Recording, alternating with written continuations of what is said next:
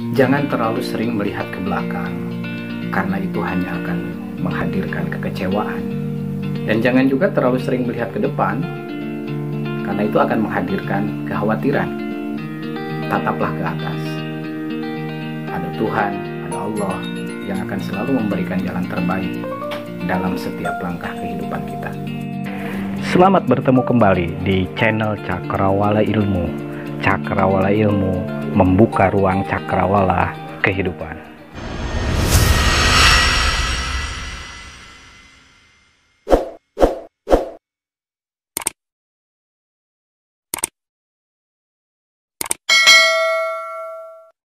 Dalam pandangan saya, manusia yang paling jahat itu adalah manusia yang merasa senang ketika melihat orang susah, atau dia merasa senang ketika mengambil kebahagiaan orang lain.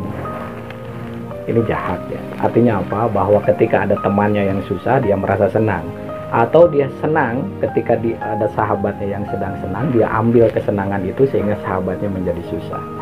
Ini menurut saya kriteria orang yang paling jahat. Teman-teman semuanya, satu yang pasti dalam kehidupan ini adalah ketidakpastian.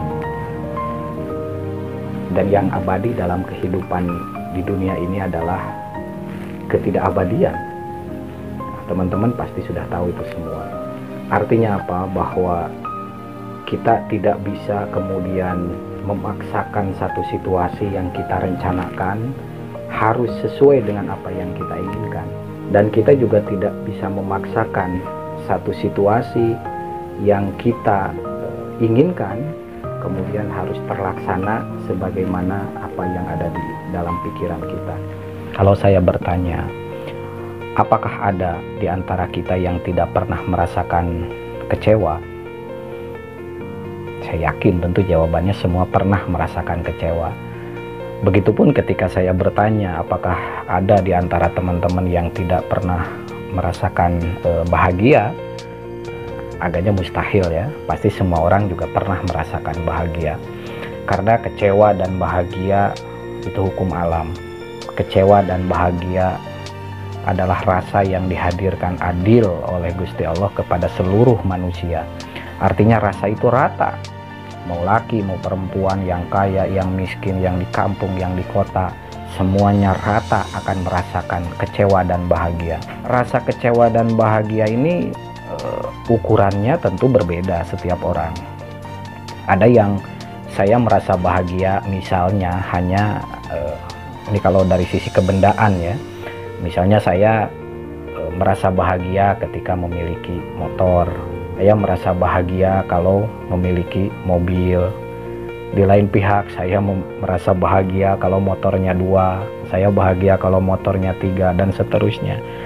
Tapi di sisi lain ada juga yang saya merasa bahagia walaupun tidak punya apa-apa. Misalnya hanya bisa berjalan kaki saja. Karena rasa itu sekali lagi kalau bicara soal rasa memang kita tidak bisa menyamaratakan satu orang dengan orang lain. Tentu ukurannya berbeda-beda. Tetapi pada dasarnya rasa bahagia dan rasa kecewa itu adalah dua rasa yang pasti akan dialami oleh setiap orang. Nah, kalau rasa itu kemudian sesuatu yang pasti, nah tentu kita juga tidak kemudian merasa khawatir dan merasa berbangga diri atau terlena ketika berada dalam posisi-posisi tersebut. Ketika kecewa, kita juga tidak terlalu kecewa berkepanjangan karena kita yakin kita pasti akan merasakan bahagia di waktu yang lain. Begitupun ketika kita merasa bahagia, kita juga tidak terlena karena kita juga pasti akan merasakan kekecewaan di waktu yang lain. Nah, ketika kehadiran rasa kesadaran itu sudah muncul teman-teman semuanya, maka sebetulnya manajemen pengelolaan diri kita sudah mulai berjalan dengan baik. Yang tidak baik adalah ketika kita tidak tahu bahwa kecewa dan bahagia itu adalah rasa yang seolah-olah buruk satu situasi dan buruk situasi lainnya. Jadi memandang kecewa adalah situasi buruk, memandang bahagia adalah situasi baik. Karena belum tentu orang yang hari ini sedang memiliki ketercukupan materi kemudian dianggap sebagai orang bahagia? Belum tentu. Orang yang hari ini kemudian terlihat seperti tidak punya apa-apa, kemudian dipandang sebagai orang yang merana, orang yang penuh dengan kecewa hidupnya, juga belum tentu. Kalau istilah orang Sunda, hidup itu sawang sinawang. Jadi hidup itu ya saling bersangka-sangka saja gitu.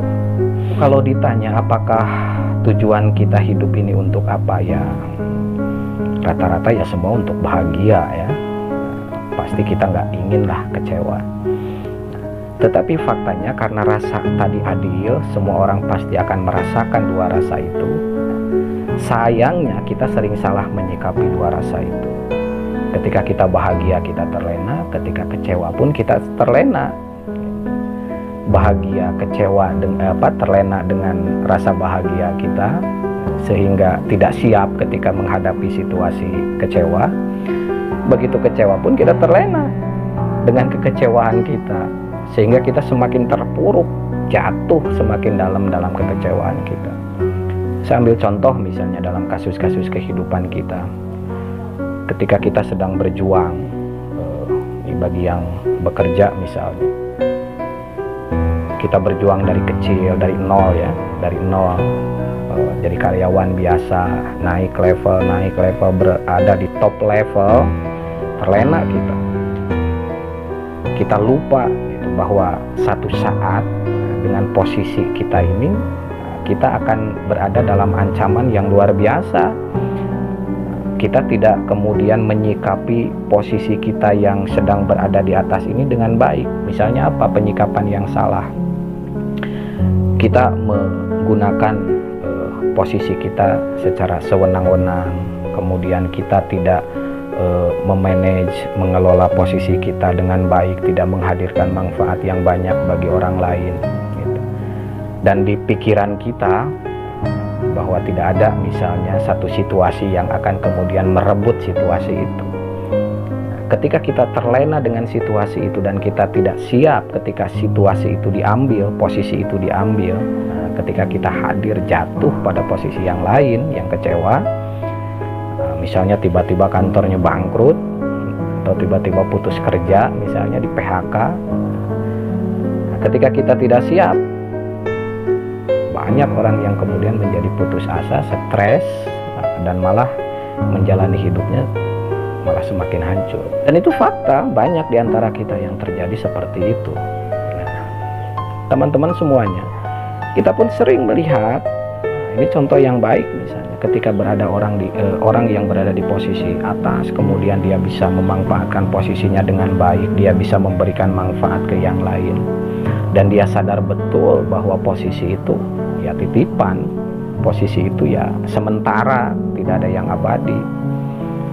Jadi begitu ketika pun diambil, apapun situasi dan alasannya karena diambil, ya, dia akan segera bangkit. Kecewa pasti manusiawi, nggak mungkin orang tidak kecewa ketika berada dalam situasi bahagia kemudian menjadi situasi tidak bahagia, kemudian dia biasa.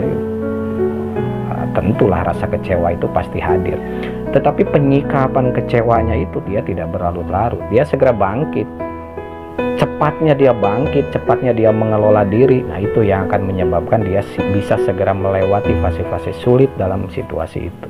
Bagaimana caranya kita menyikapi situasi buruk yang kita hadapi?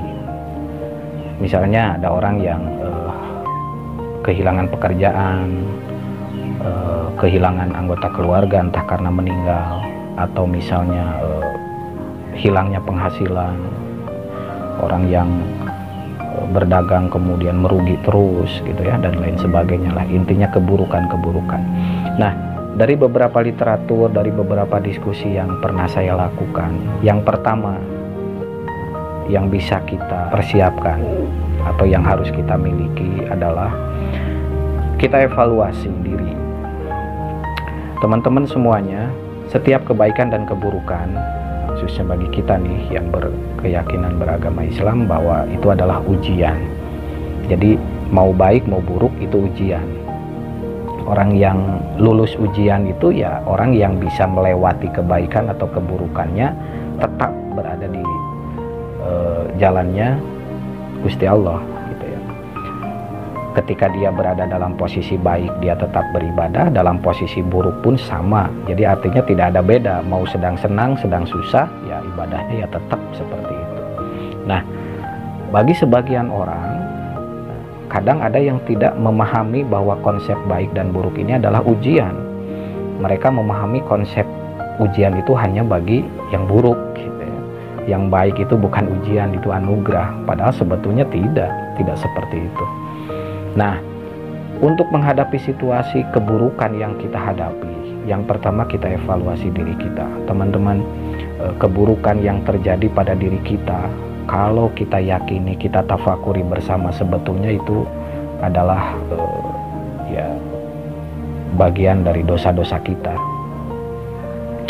Teman-teman harus kemudian melihat feedback ke belakang, bahwa kemudian kita tidak usah terlalu berpikir lama ke belakang, betul, tetapi kita juga harus muhasabah, harus mengevaluasi diri, karena mungkin banyak keburukan-keburukan yang dulu kita lakukan, sehingga di kejadian kita hari ini, keburukan yang dulu pernah kita lakukan entah ke orang atau ke siapapun di masa lalu, ya hari ini kita alami.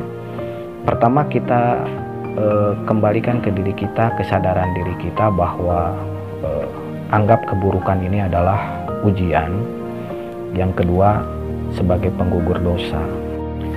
Bagi orang yang sudah memiliki pengetahuan, kemudian keterampilan dan keyakinan diri yang kuat, serta imanan, ketakwaan terhadap keyakinan agamanya yang baik, menghadapi situasi baik, buruk, kecewa, bahagia, ya biasa saja. Ini akan sedikit lebih rumit ketika kita tidak memiliki sikap-sikap yang bisa kita siapkan untuk menghadapi dua situasi tadi.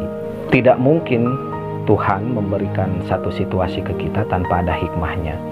Nah, kali ini kita akan coba merangkum kira-kira hikmah apa yang bisa kita dapatkan dari situasi keburukan, dalam tanda kutip ya, kalau kita anggap itu sebagai keburukan bagi diri kita. Pertama, ternyata hikmah dari situasi keburukan kalau kita sikapi dengan baik.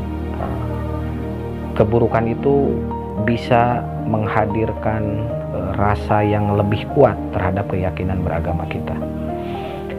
Nah, dari beberapa situasi, dari beberapa pengalaman yang saya alami, termasuk dari diskusi-diskusi yang saya lakukan, ketika orang berada dalam situasi yang sulit, biasanya keyakinan beragama mereka menjadi lebih kuat.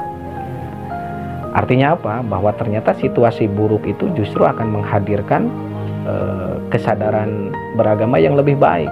Mungkin di saat kita sedang bahagia, sedang lagi bagus-bagusnya gitu, kalau sedang berusaha, kita sering lalai terhadap perintah-perintah agama.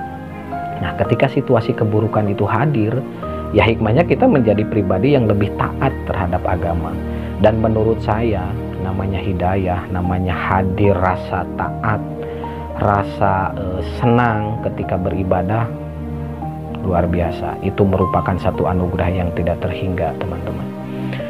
Yang kedua, hikmah yang bisa kita ambil adalah ternyata dari situasi-situasi keburukan. Misalnya kalau keburukan itu ketika kita diputus kerja, ketika kita kehilangan penghasilan, orang menjadi berpikir, nah, dari semakin dia sering berpikir, mencari, mencoba sana sini, ternyata menghadirkan banyak alternatif. Artinya bahwa situasi keburukan itu ternyata melahirkan pribadi yang banyak alternatif. Saya ingat pernah obrolan satu guru besar bahwa orang yang cerdas itu ya orang yang banyak alternatif. Kita mungkin dulu ketika berada di satu tempat, entah misalnya satu pekerjaan, kita nyaman dengan pekerjaan itu dan merasa kita akan selamanya berada di situ. Nah, ternyata ada satu situasi pekerjaan itu diambil, kita menjadi kelimpungan tuh. Nah, dan kita kemudian menyiapkan alternatif karena memang pada awalnya mungkin terpaksa, kepepet.